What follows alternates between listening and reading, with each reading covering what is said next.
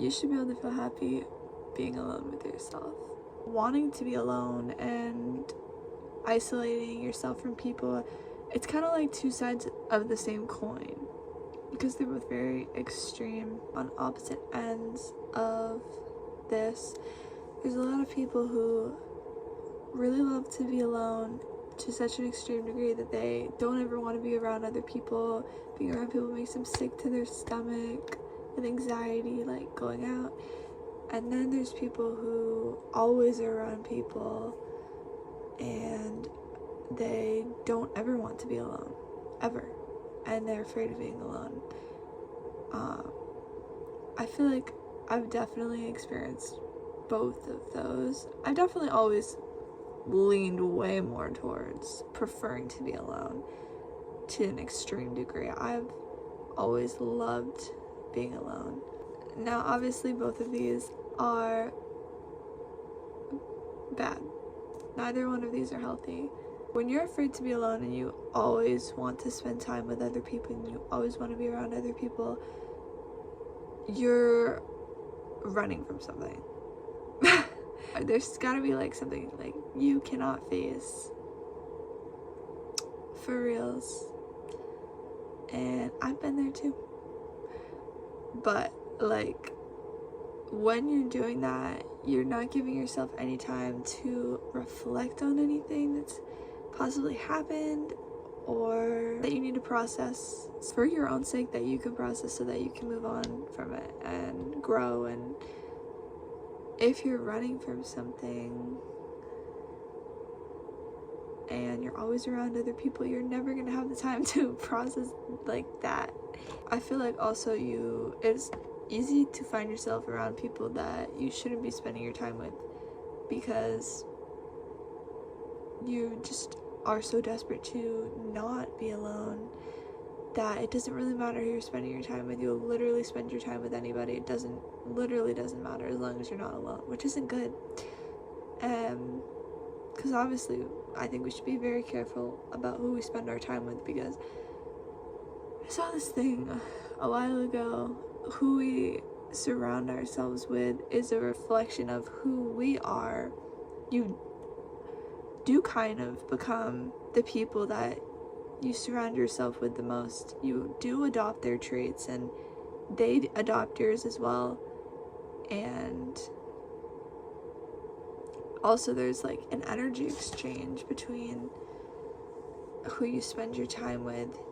You will be exchanging energy and you'll be taking their vibrations and their energy. You'll be like taking that and then they'll be taking yours, and it can be bad if you're not around the right people. For people who can't be alone, hobbies, this is why I love hobbies so much. A lot of people who can't be alone don't have any hobbies. Usually in a lot of relationships, people jump from relationship to relationship because, like I said, they can't be alone. With reconnecting with nature, I've started to not listen to music on my walks, mostly because I would get really sick of music because I would listen to it too much, and listening to it on my walks just like kind of overdid it for me. So I was like, no, I'm not gonna listen to music on my walks anymore. I want to be more aware of like what's going on around me, like listening to nature and trying to do that, like appreciating the smaller things, not always having to like need music or like my phone, you know what I mean? Being able to appreciate listening to the sounds of nature when you're alone, I think is very important. And being able to appreciate mundane things like cutting vegetables when you're making dinner or food. Another way to appreciate being alone is finding happiness within yourself and not within material possessions or in always having to do things. Just being able to find happiness within yourself, not just like on your phone with yourself, you know what I mean? Like, I feel like we find a lot of happiness from social media in today, and it's not like long-term happiness. It's like the likes and the comments and the posts and the scrolling. It's all like instant gratification, and it's very fleeting happiness, as opposed to like when I sit down and I do a hobby, like I do art or I write. It is like sometimes frustrating, and it's sometimes like I don't want to, I'm like, I'm done, like I can't do this anymore.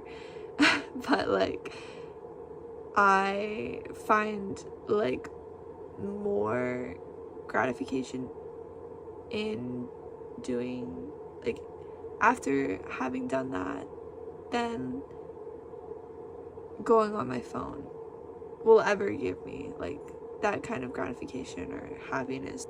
It's like a slower gratification that you get. It's not instant gratification like you get with your phone. It's like slower but more satisfying and more rewarding as well, because we like live in such a fast-paced world and we're always like go go go. I feel like we always want to get, you know, instant gratification, so we are going to want to reach for the thing that we know is going to give us that, because of course we're going to want to get that as like quickly as possible, like our brains.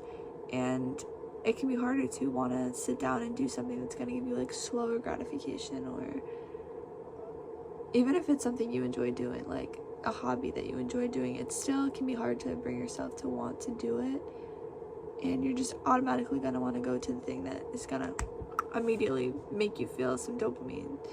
But you just got to stop yourself from falling into that habit of instant gratification, because it just is so icky feeling, you know what I mean? Like over consuming on your phone and like constantly getting that instant gratification doesn't feel satisfying anymore. Like it doesn't feel like enough anymore, you know, after a while. And over consuming like on your phone content and stuff, like it makes you feel very restless and icky, and it's very addicting. Also, when you are never alone, it's hard to know who you are, and it's hard to find yourself. And I mean, how can you have any sense of self when you're constantly around people and you never spend any time with yourself, getting to know yourself, doing, like, figuring out what you like to do?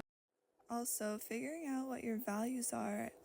You might not realize that you actually don't value some of the things that you think you value because of who you're spending your time with.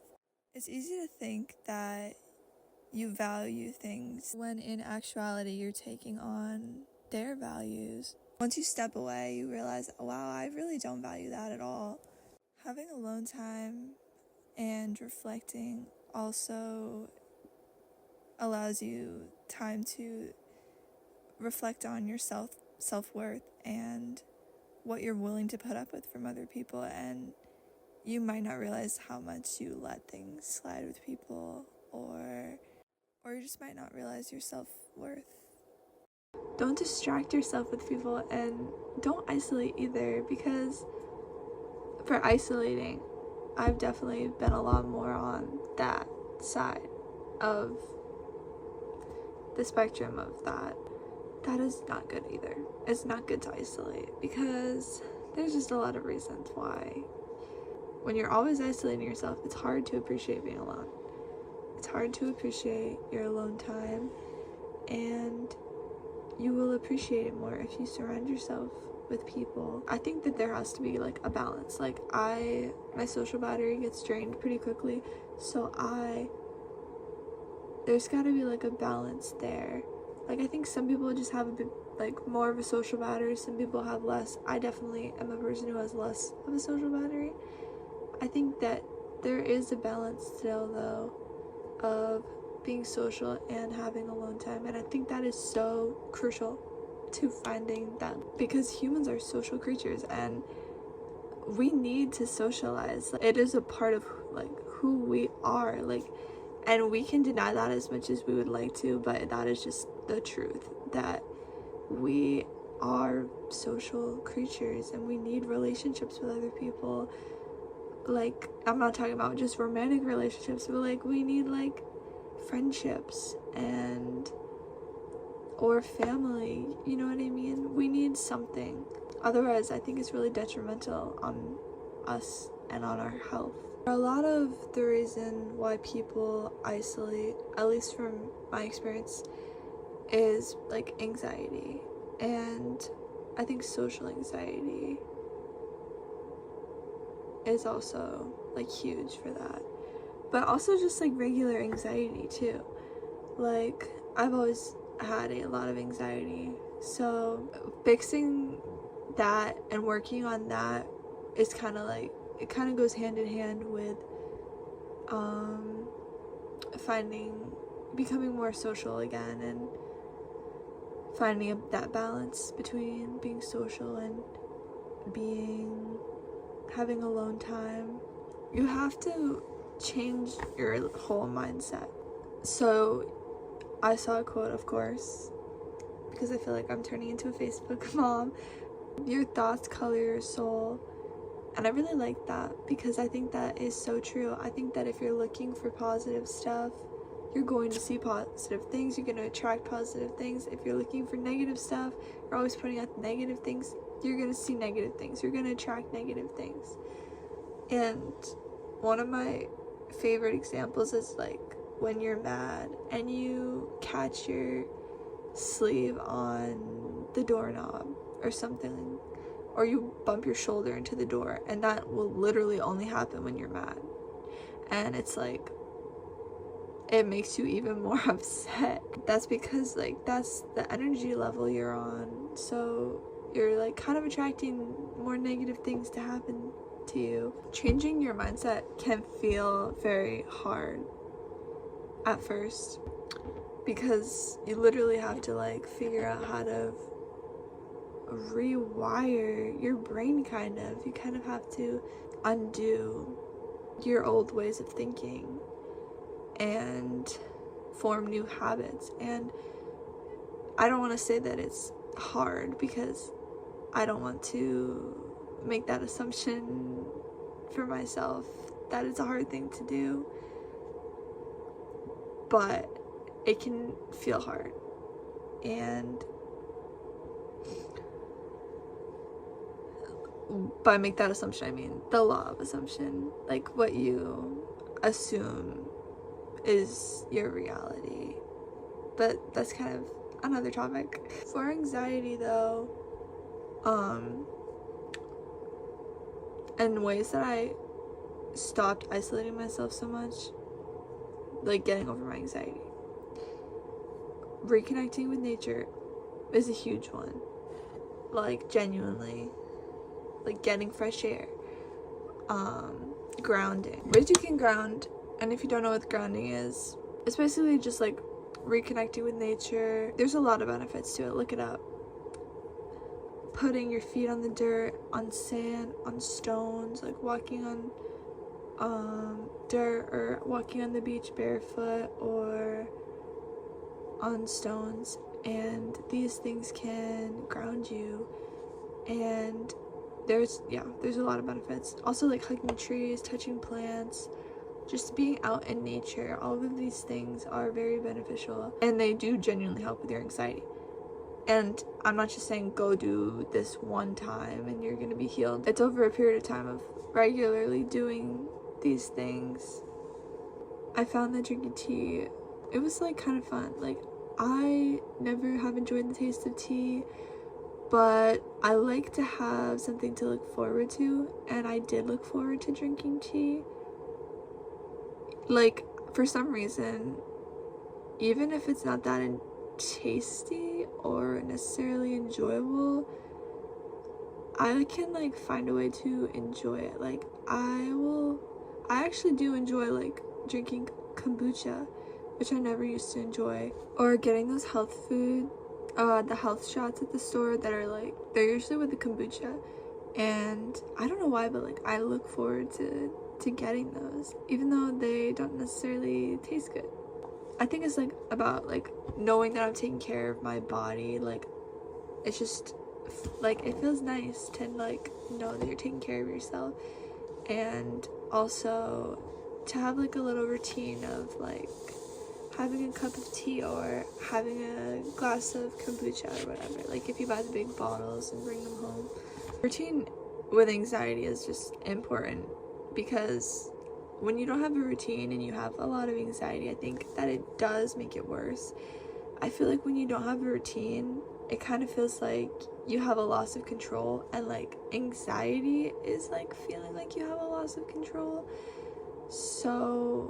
over your emotions and your anxiety. And so I think that is why having like structure and routine is so important, even if it's like literally drinking a cup of tea or going on a walk. Just knowing what to expect. When I was younger, I used to rewatch the same show, the same episode over and over and over and over and over again. Like, I would not get sick of it. And I think it was because of my anxiety. I've always been very, very anxious since I was literally gained consciousness at like 3 or 4 years old. I can just always remember being so anxious and feeling like so uncomfortable. And I think that's why I like to watch the same shows over and over again, because I knew what to expect. Like, I would always have a comfort show. I needed to have a comfort show, and I would just rewatch it a million times. I'd watch it from start to finish, all through the seasons, and then I'd restart back on episode 1. And sometimes I'd just be like rewatching the same episodes over on repeat too. And I think that, yeah, knowing what to expect, I think I like to do that because, yeah, I knew what to expect. And with my anxiety, I didn't know what to expect. It felt very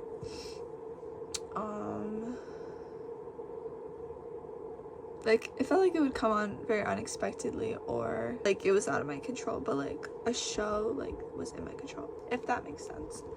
It honestly doesn't even really make all that much sense to me. But something else huge that I did was cutting out caffeine. And I had no idea the effect that caffeine had on me, and I kind of had to figure it out on my own. I was kind of aware that caffeine was making me anxious, but I was very much addicted to caffeine. Like, I love caffeine very, very much. I did not want to give it up. I have pretty much given it up. I don't really have caffeine anymore. I don't have coffee.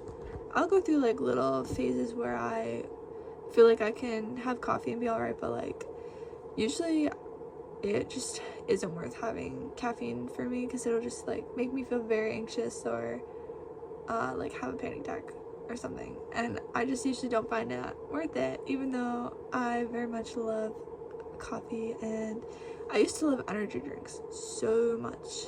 I used to drink energy drinks like water, and that was at a time when I was having the worst anxiety ever. And I don't drink energy drinks anymore. I haven't touched an energy drink in a very long time. I could not tell you the last time I had an energy drink. And honestly, I don't miss them anymore. I don't miss the feeling that they gave me. But also, yeah, even something like soda. If you have a sensitivity to caffeine, like if you're an anxious person or you just have a sensitivity to caffeine, even something like soda, you might not even realize how it's affecting you. Like soda with caffeine in it. Like I love Dr. Pepper, but it does have caffeine in it. I think like 50 milligrams. And so I do feel like the effects of that, because I'm so sensitive to caffeine, and I've had to cut it out at times because I just couldn't handle it. But like, had I not known that I have a sensitivity to caffeine, I would probably never put 2 and 2 together, you know what I mean? I don't even know how I figured it out, to be honest. I think it was the energy drinks. Like, it was very obvious that was part of the reason why I was having such anxiety. But if you're just having like a soda, you might not even realize it has caffeine in it, or because it's such a small amount of caffeine that it's like, you might not even think about it. I definitely did not used to think about that. Obviously things like yoga, exercise, meditation, breathing exercises, yeah, All of those things help with anxiety, and nobody wants to hear that. I didn't want to hear that, but it's just true. Like, doing those things regularly, as well as like eating healthily, drinking plenty of water, literally life-changing. And it's like the most obvious stuff, but it's like literally so helpful. And another thing, getting out of a toxic environment or relationship or friendship or whatever, which when you're in, it can be hard to tell how toxic it is, because you kind of get like accustomed to your situation, your environment, especially if it starts gonna happen like slowly starts getting more toxic, and then like you're slowly getting used to it, and then it can get so bad that you just like don't even realize it. And you like, once you finally get out of it, you realize, wow, that was actually quite a bad situation. And you might not realize how much that's affecting your energy, how much that is just affecting you in general, your anxiety, your happiness, maybe your isolation, or maybe your desire to always want to be around people. So I feel like I had like a lot of things to say. But even if they don't go together, you know what? I had some points to make, and that's all I gotta say. It's my Alex G shirt. Got it when I saw him in concert, which was so... I love that. I feel like I was rambling a lot. So we're gonna see how... if I'm able to make a video out of this, because this... Also, I'm running off like 5 hours of sleep, which I feel like is very apparent in my energy right now. But that's all I have to say. So yeah, thanks for watching.